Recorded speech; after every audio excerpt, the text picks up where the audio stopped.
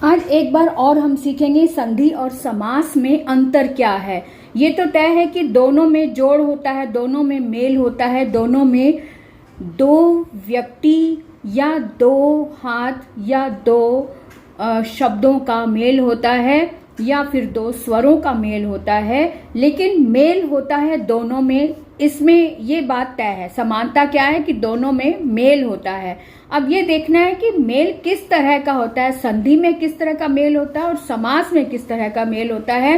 तो आगे देखते हैं कि संधि में दो शब्दों के आखिरी अक्षर मिलते हैं और समास में दो शब्दों का मेल होता है ना।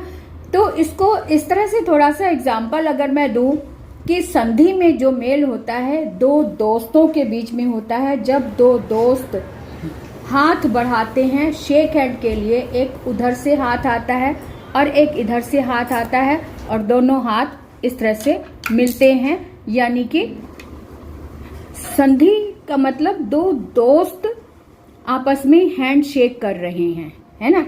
और जो दो समास हैं वो एक तरह से दो देश हैं।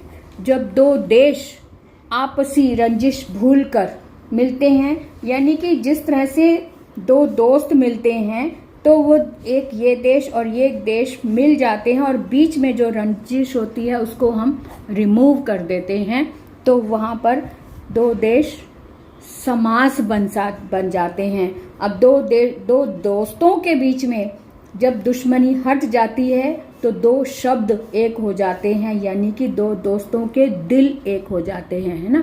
दो दोस्तों के दिल एक हो जाते हैं। इस तरह से हम इसका एग्जाम्पल दे सकते हैं। ये दो देश हैं, ये दो दोस्त हैं, है ना। ये दो दोस्त हैं और ये दो देश हैं।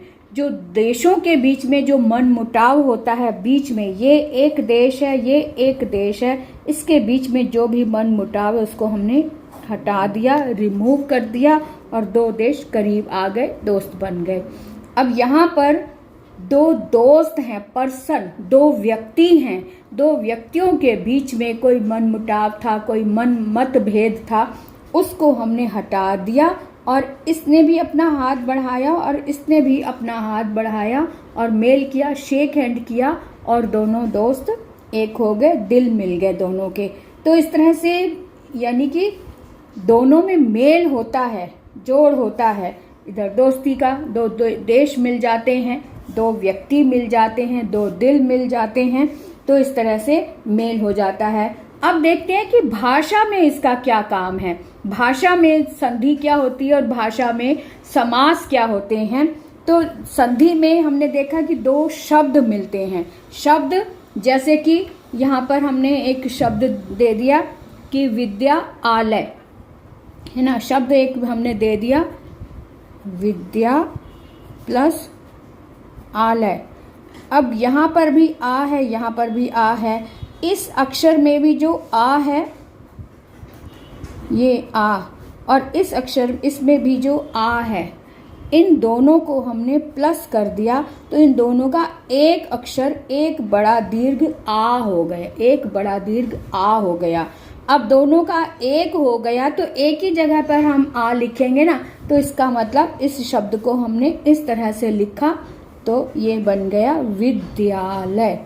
विद्या, ये दोनों का आ बन गया तो एक मात्रा हो गई विद्या, ये और ये मिलकर एक मात्रा हो गई, एक। तो विद्या और लय, यह शब्द बना, है ना। अब यहाँ संधि में देखें कि संधि में क्या है, यहाँ पे दो समास, यहाँ पर भी समास होते हैं और दो शब्द होते हैं, लेकिन शब्दों के बीच में कुछ कारक होते हैं। अब जैसे यहाँ पे देखें कि राजा का पुत्र, अगर हम यहाँ लिखें राजा का पुत्र, है ना। अब राजा पुत्र, अगर हमारा काम इनसे ही बनता है तो हम जो ये बीच के जो चिन्ह है इसको हम रिमूव कर देंगे तो हमारे पास बचेगा राजपुत्र। अब राजा में भी आ की मात्रा भी हटाकर हम इस तरह से कर देंगे राजपुत्र, यानी कि दो मेन शब्द जुड़ गए। शॉर्टकट में संक्षिप्त रूप हो गया, राजा का पुत्र को हमने संक्षेप में लिख दिया राजपुत्र, और इधर विद्यालय के आखिरी स्वरों को एक कर दिया तो शब्द बन गया विद्यालय। दोनों का शब्द बन गया ये वाला विद्यालय, है ना। तो इस तरह से हमने इसको समझना है, शब्द और दो देश, दो पर्सन और दो देश, दोनों का मिलान हो रहा है, दोनों का मेल हो रहा है, जोड़ हो रहा है।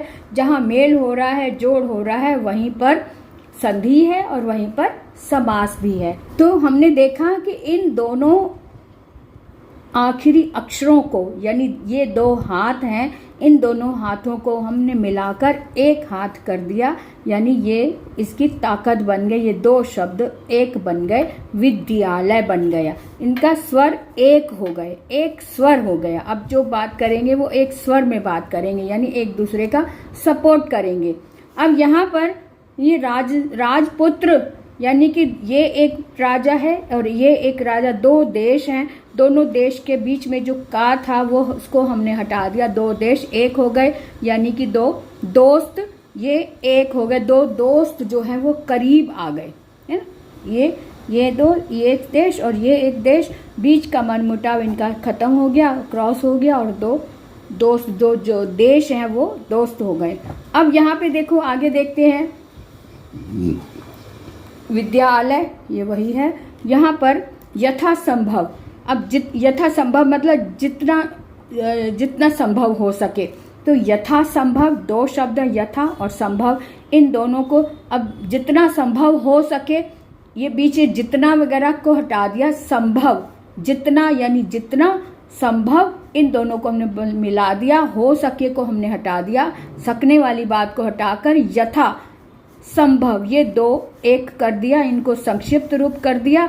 संभवता के अनुसार या जितना संभव हो सके, या अगर हम राजपुत्र कहें तो राजा का पुत्र, का हटाकर हमने राजपुत्र कर दिया। इस तरह से शब्दों का मेल हो जाता है, दो शब्द मिलते हैं, यहाँ पर दो अक्षर मिलते हैं। तो संधि और समास में यही अंतर होता है।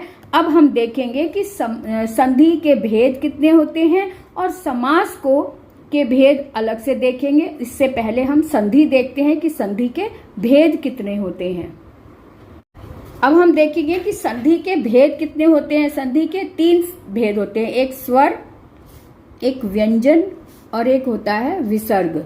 तो ये तीन भेद होते हैं। तो व्यंजन और विसर्ग तो हम बाद में देखेंगे, पहले हम देखते हैं कि स्वर संधि के भी आगे भेद होते हैं, वो कितने होते हैं। स्वर संधि के भेद इस तरह से होते हैं, पहला दीर्घ संधि, गुण संधि, वृद्धि संधि, यण संधि, है ना, और अयादि संधि। ये 5 भेद होते हैं दीर्घ संधि के। ये 5 भेद होते हैं स्वर संधि के। अब सबसे पहले आता है दीर्घ। जैसा कि दीर्घ का मतलब ये है कि ऊंचा, दीर्घ का मतलब लंबी आवाज या फिर ऊंची आवाज या देर तक सुनाई देने वाली, टंकार जिसे कहते हैं, जिसकी आवाज दूर तक जाए। जैसे कि अगर हम आ बोले तो आ जो है वो इसकी आवाज तो जल्दी से खत्म हो जाती है, लेकिन अगर हम ये वाला आ बोले तो इसकी आवाज देर तक आ, इसकी आवाज देर तक चलती है और इसकी आवाज जल्दी से खत्म हो जाती है इसकी आवाज आ।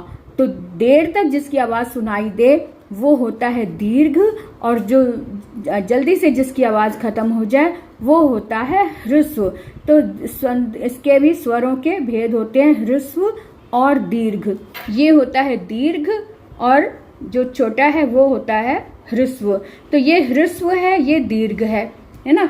तो ह्रस्व क्या है, अब यहाँ पे और डिटेल में देखते हैं। ये जो स्वर हमने लिखे हैं अ ई उ, यही स्वर होते हैं। साथ में एक स्वर और ले लेते हैं, वो है री। अ ई उ और री ये स्वर हैं, है ना।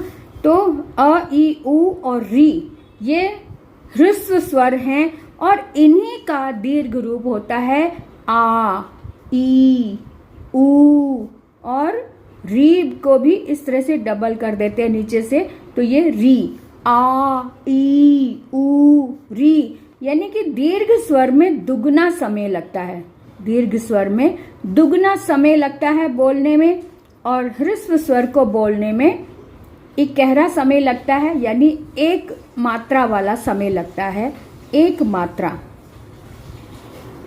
वाला समय लगता है ना। तो ये चीज हमने देखनी है कि ह्रस्व स्वर वो होता है जिसको बोलने में सबसे कम समय लगता है, और दीर्घ स्वर वो होता है जिसको बोलने में दुगना समय लगता है। अब आगे देखते हैं कि इसको पहचाने कैसे कि दीर्घ कैसे है। यहाँ ये दीर्घ लिखा है, दीर्घ के बराबर कैसे होता है, अ और आ, यानी दोनों तरफ समान स्वर होता है। अगर इधर आ है तो इधर भी आ होगा, है ना। लेकिन छोटा बड़ा हो सकता है, इधर अगर ये ह्रस्व है तो ये भी ह्रस्व हो गया, लेकिन रिजल्ट इसका बड़ा आ ही बनेगा। अगर इधर आ है, बड़ा आ है, और इधर ह्रस्व है, तब भी इसका रिजल्ट बड़ा आ ही बनेगा। और अगर इधर अ है और इधर बड़ा आ है, तब भी इनका रिजल्ट बड़ा आ ही बनेगा। इस बात का ध्यान रखना है, दोनों तरफ समान स्वर होने चाहिए। इसी तरह से ई को अगर देखें तो ई में भी बराबर का स्वर होता है, यानी इधर ई है, छोटी ई हो या बड़ी ई हो, और इधर भी प्लस में भी छोटी ई या बड़ी ई हो, तो बराबर में बड़ी ई ही होगा। इधर आ है तो आ होगा, ई है तो ई होगा, ऊ है छोटा ऊ या बड़ा ऊ, यानी ह्रस्व या फिर दीर्घ स्वर प्लस ह्रस्व या दीर्घ होगा तो रिजल्ट उनका बड़ा ऊ ही बनेगा। इसी तरह से जैसे यहाँ पे मैंने फिर से और इसे डिटेल में लिख दिया है कि आ बराबर आ फिर भी आ दीर्घ ही बनेगा, ऊ बराबर बड़ा ऊ ही बनेगा, ई तो बड़ी ई ही बनेगी। दोनों तरफ समान स्वर होना चाहिए, इसकी शर्त ये है दीर्घ की, दोनों तरफ समान स्वर होना चाहिए, तब उसका रिजल्ट दीर्घ में आता है। इसी तरह से री का भी मैं लिख दूं, री प्लस री, और इन दोनों को मिलाकर बन गया बड़ा री, ये ठीक है। तो इस तरह से स्वरों को इस तरह से हमने समझना है। अब उदाहरण पर आ जाए। अब जैसे उदाहरण ये लिया हमने परमाणु, इसको अगर हम विग्रह करते हैं, विच्छेद करते हैं, तो परम प्लस अणु, परम अणु, म पे भी अ है, स्वर है, और इधर भी स्वर है, तो दोनों स्वरों का म का आ और अ का आ ले लिया, इन दोनों को मिलाकर एक दीर्घ स्वर बन गया आ।